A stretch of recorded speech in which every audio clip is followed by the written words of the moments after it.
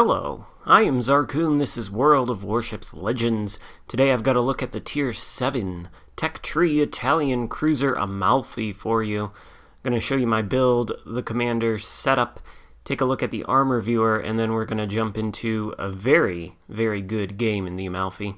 So for my mod setup, I've got the turret mod in the first slot that increases the traverse, steering gears in the second, concealment in the third, and the reload mod in the fourth slot. The commander I'm using, Luigi Sansonetti, with Mikawa and Swarsky as his inspirations. With these two inspirations and the concealment mod, I've got the concealment down on the Amalfi to 8.9 kilometers, ridiculously stealthy. Now the armor on the Amalfi, 25mm front plating, which means it can be overmatched by, I think, pretty much any battleship that it is going to encounter. Maybe not the Scharnhorst or the King George or those of the like. The side armor, though, a little bit more interesting. We've got 30mm plating on the side for the casemate, which can only be overmatched by the Yamato. And we've got 27mm plating just above that, which can be overmatched by 16-inch guns. Theoretically, though, you should be able to angle this side armor against some heavy firepower. Citadel belt armor 150mm could be angled nicely. Of course, the Citadel itself, fairly exposed, actually very exposed in the water, easily accessed through the front or back armor plating, and of course if you're giving broadside, look out, because you're going to be deleted. Nevertheless, this is a very interesting ship. The game is going to be on Northern Waters. It's a domination mode game. We're in the Amalfi. 2 destroyers on the roster here, 1 on each team, both gearings. I don't think games like the one I'm about to have here are necessarily possible if the match is full of a lot of destroyers, because concealment is, without a shadow of a doubt in my mind, the Amalfi's greatest strength. This has the best concealment of any cruiser at Tier 7. 8.9, pretty much untouchable. I think only the Edinburgh comes close. And it's this concealment, coupled with the very quick top speed of 37 knots in the water without the use of the speed flag. I've got the speed flag on there, so it's a little bit faster than that once it gets fully going. But the concealment, the speed, and the 3 smokescreen consumables, which generate a very short duration smokescreen as the ship is moving. You can be going at full speed, and the smoke will envelop your entire ship, concealing it for, I believe, about 30 seconds. Very good if you are caught in a situation where you have to turn away from enemy ships, or if you want to get some shots out there at perhaps unsuspecting broadside cruisers with the Amalfi's armor piercing, which is quite effective at punishing broadside cruisers, can hit them for fairly big damage. HE, not so bad either. It seems to hit ships for decent damage, and it seems to have a decent fire chance. Not sure exactly what that chance is off the top of my head. I didn't write down any of the stats because this isn't really a review. This is much more about how perhaps the Amalfi is a bit of a dark horse contender here at Tier 7. Playing vaguely through the Italian cruiser line, my conclusion was that most of them are pretty weak, but I have different thoughts about this ship. This one actually seems to be okay. Torpedoes, 12 kilometers, 4 on each side of the ship. They're very slow, though, at I think only 51 knots. Nevertheless, they reload pretty quickly in just over a minute, and with that 12-kilometer range, you can kind of throw them out there every chance you get. Hopefully some of them will stick, and it looks like our initial torpedo salvo aimed at this Yamato is going to stick. Take a shot at him with the armor piercing as we go around the island, and we do hit him with 2 torpedoes, causing a pretty catastrophic amount of damage, as well as a flood. Still plane spotted. Bit of an issue there, and we are stuck up against the friendly Conqueror. We're going to move out of the way here, and try not to get spotted by this Yamato. He's within our detection range at 7.4 kilometers. The flooding is taking its toll, though. Alaska peeking out behind the corner there as the Yamato goes down. We're going to shoot him with our armor piercing since we have it loaded. He is a little bit angled, so the shots aren't going to be great. Maybe they won't even hit. Anyway, this cap circle seems fairly secure. The enemy destroyer was last spotted in the Alpha Cap on the complete other side of the map. So we have absolutely nothing to worry about as far as getting outspotted. We are stealthier than any ship we're going to encounter on this side of the map, given that the enemy gearing is in no position to reveal our presence. So we're sailing into this cap circle with a mind to take it, and also a mind to spot the Alaska out there behind that island so that our teammates can shoot at him. This adds up to being a very, very useful thing for the Amalfi. Spotting is one of the most important things in this game. The concealment mechanics and spotting mechanics are some of the most important mechanics in this game.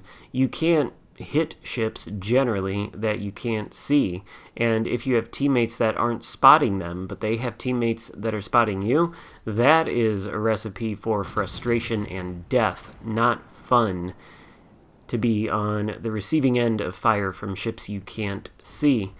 And the concealment on the Amalfi sort of gives it the utility almost of a destroyer in terms of its ability to outspot any cruiser and any battleship that it is going to encounter, and I mean any of them. But only, of course, I should add the caveat, only if you have the concealment mod and you have Mikawa and Swirsky as inspirations for your commander. You might be able to get away with it if you just have Mikawa and don't have Swirsky. I'm sure a lot of people out there don't.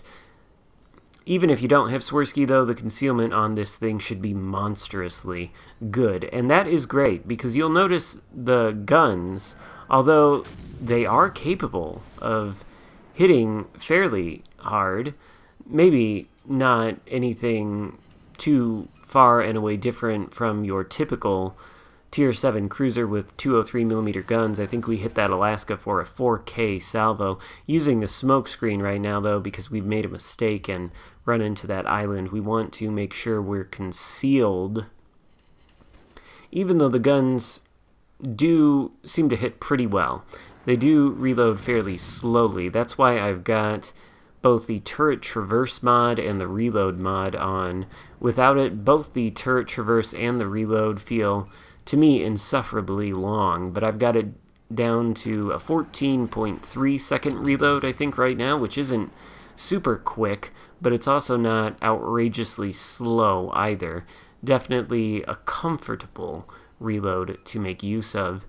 We're up to 71,000 damage now. We've got a fire burning on that Alaska out there.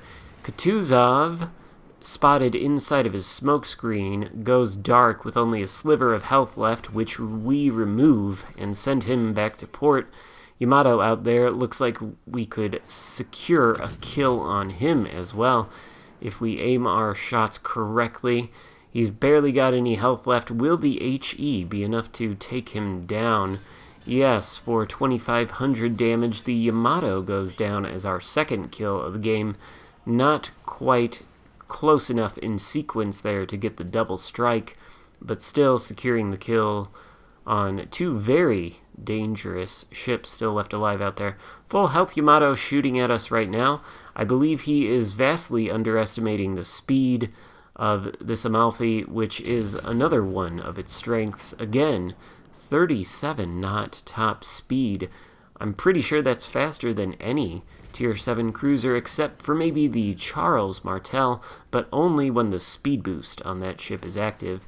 Sailing near this island now, we want to go dark from this Yamato, switching to the AP on his broadside. I feel like it's fairly effective against broadside battleships. It can do pretty nice amounts of damage, although the salvo there, I think a few of the shells shatter, so we only end up getting just over 2,000. Still, I've seen a couple hits on the broadsides of battleships that are maybe about as well, maybe less armored than the Yamato for salvos in the range of 5-7k, so you definitely don't want to sleep on the AP or HE in this ship. You want to be shooting both of them at the correct times to optimize and maximize your damage output with this cruiser. It definitely seems to me to reward actively switching the shells. And that can be kind of tricky to get right, since the reload is, for all intents and purposes, pretty slow. We've concealed ourselves from the Yamato, giving him some time to target other people on our team. He still has eyes for us, though, shooting us with the rear turret there, and we are able to kite away and pretty much dodge all of his shots. They miss us there, probably due a lot to RNG, so bit of luck involved there. Still kiting away, definitely a good thing to do when you got a battleship with big guns shooting at you. The Yamato and the Alaska, both way out there now. I am firing at them. You might actually criticize my performance here because I am getting away from where the action is happening. We've got some friendly ships in the Bravo cap trying to flip it, and flipping it is definitely what we need to do. That is the winning play, so maybe I should be closer to them, but in my mind at the time when I was playing this game, I was out here shooting at these guys, trying to sort of bait them into firing at me, because neither of them can seem to really hit me. And if they're firing at me, that means they're not firing at the ships in the center of the map in the Bravo cap and resetting their progress as they try to take it. We light a fire there on the Yamato. I believe he'd already used his damage control, so that one is going to stick for a while and bring us over the 100,000 damage done threshold. Switching fire to the Alaska now that we've got a source of passive damage ticking away on that Yamato. He's also on fire. I don't think it's ours, though. We're shooting HE at him. He is angled, and this does seem to be the most effective. You can see when it does hit the parts that it can penetrate, it does a fair amount of damage. It's just not very quick DPM type damage, high DPM type damage. Take a shot there, whether from the Yamato or Alaska, I don't know. It seems to hit the side armor, though, and some of the shells bounce. So, like I said, theoretically, you can angle this side armor against battleships with heavy caliber guns, although you don't really need to, not with the stealth and the concealment and the smoke screens on this ship. They sort of just allow you to control the engagements yourself with good positioning, meaning you can put yourself in unexpected places where ships, aren't necessarily thinking a cruiser is going to pop out of, and disrupt enemy formations and things like that. It's a very interesting cruiser. There's nothing else really quite like it at Tier 7, and I haven't decided whether I enjoy the ship very much or not, but I'm thinking I'm going to continue playing it, continue practicing, and see where it gets me, because frankly I had a lot of fun in this game. Hit that gearing there for 3k. One of the other weaknesses of the Amalfi is that it does not have the hydroacoustic search consumable, so that does make it a little bit vulnerable to destroyers, particularly since I think it does have a fairly wide turning circle, and the rudder shift isn't super responsive at 8.8 seconds. Nevertheless, we take out the gearing, and it doesn't seem like his torpedoes were ever really a threat to us, whether he probably fired them at one of our teammates and just had him on reload as we were approaching him. Otherwise, things might have gotten a little trickier. We stopped firing there to go dark because we are taking some fire from both the enemy Yamato and the enemy Alaska out there. Gearing smokescreen is still up, and it's probably going to last longer than one of our smoke screens by the time we get into it, so we're going to try to commandeer it. We've got 35 seconds to remain concealed and deal damage to the Alaska and the Yamato. Switching to the AP on the broadside Alaska, I don't think we're going to get a super fantastic salvo at any point shooting AP at this guy. 3k there, pretty underwhelming, but certainly on tier 7 lightly armored cruisers, shot the AP at their sides, gotten 15, 16k in a salvo. It can absolutely devastate them in the right circumstances, when shot at the correct ships. Shooting some armor piercing at the Yamato, we actually get a little bit better of a result, 3,800 damage, but the gearing smoke screen is dissipating. Luckily for us, we are so concealed, 8.9 kilometers once again, that when it does dissipate, we aren't actually going to be spotted by either the Alaska or the Yamato. Both of them are too far away. That gives us the advantage of being able to control when we shoot. We take a shot at the Alaska. Not sure how much damage it does. We get 2 full pens and 2 over pens, and we smoke up. He shoots back, does a little bit of chip damage on our superstructure, maybe through our deck there a little bit. We're on 4 kills, though, hoping to secure a Xarkun on either this Yamato, but of course that hope is dashed as the Yamato sinks. So maybe the Alaska will yield the Xarkun for us if we can just reacquire him by sailing out of the smokescreen and spotting him. Baltimore out there, another possibility, but it looks like my team's efforts are concentrated on that guy, so this may be the last opportunity we get. We take the shot. We don't really want to go around this island and deny ourselves the shot. There is a good hit on the Alaska, not quite enough to kill him though, and the friendly Conqueror finishes him off, so doesn't look like we really have any hope of getting a Xarkun, but the Baltimore is within our firing range, and we are fairly quick. We can make up the ground, hopefully, as he gets smacked there by one of our teammates. Hopefully we can get into a position where we can take away his last little bit of health and secure ourselves a Xarkun. But, unfortunately, we overestimate the Baltimore speed, lead the shot too much, and basically completely miss, allowing one of our other teammates to finish him off and end the game. But I think it was a fantastic game in the Amalfi. Judging by the 3,400 base XP I got for it, I'd say pretty good. And I'm interested to continue using the ship. Hope you liked the video. If so, give it a thumbs up and consider subscribing if you haven't already done that. Thank you so much for watching. I will see you next time. Goodbye.